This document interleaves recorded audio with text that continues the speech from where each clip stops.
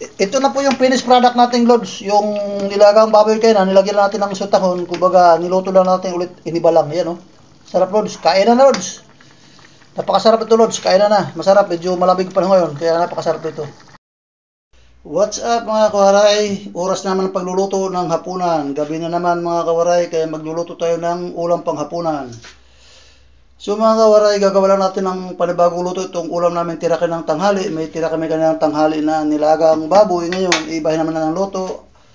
At gagawin naman natin, lalagyan natin siya ng sotahon. At ito yung mga sangkap natin, sibuyas, bawang, nor cubes, at spring onion. Simple lang ang luto niyan mga kawaray kasi nagsasawa na sila sa ulam kayo na. Ibahin naman natin para may iba naman, para ganahan naman yung mga kakain natin. Dito lang tayo ng mantika mga kawaray. Ibisa lang natin yung mga sangkap natin para mas lumabas yung aroma.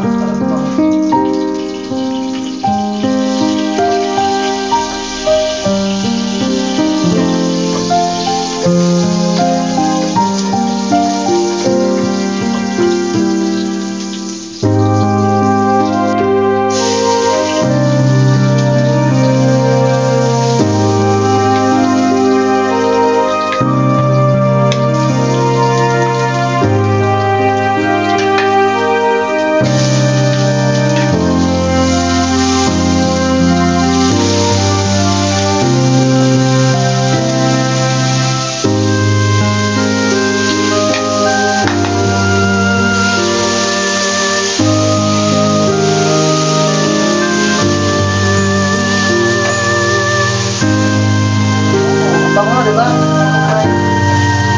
Ano lang po ang diskarte natin sa ulam. Kapag nagtitigil tayo, pag may iba tayong ulam, ibahin yung luto para masarap naman, para galang kumain ng mga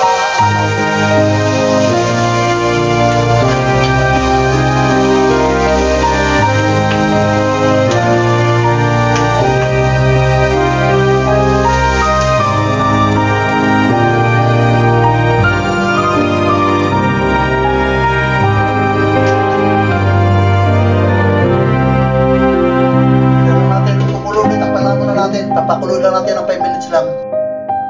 Lagyan na natin ang mga sangkap mga lods. Lagyan na natin itong pork cubes natin.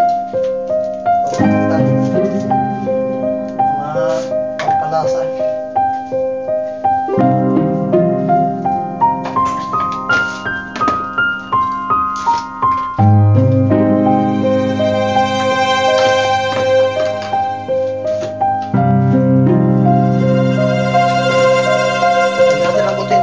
Para may kulay-kulay.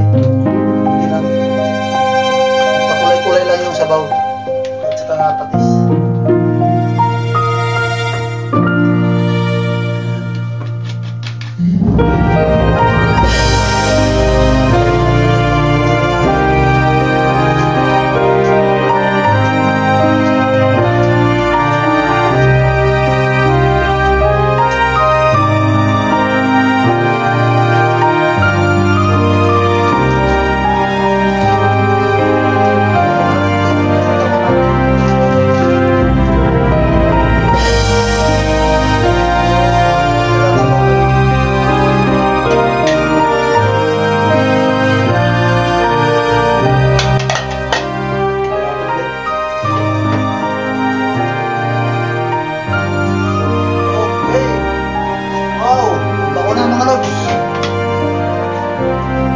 Bagong ulam na to, pero tira ko na ito ulit ng hali.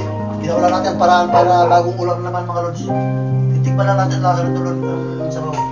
Ganito ang tsura sabaw niya lods, medyo dark siya kasi nilagyan natin ng kunting toyo para hindi nakakaumay.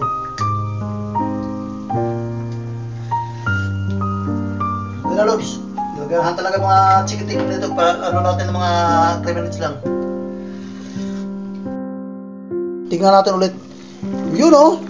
Ang sarap mga ulod oh. Yan oh. Ganun lang kasimple magluto ng ulam lods. Yan. Yung tira ka ng tanghali, iniba lang natin ngayon. Di panibagong ulam luto. Yan oh. Sotahon oh. Wow, sarap lods oh. Daming spring yun oh. Yan lods oh.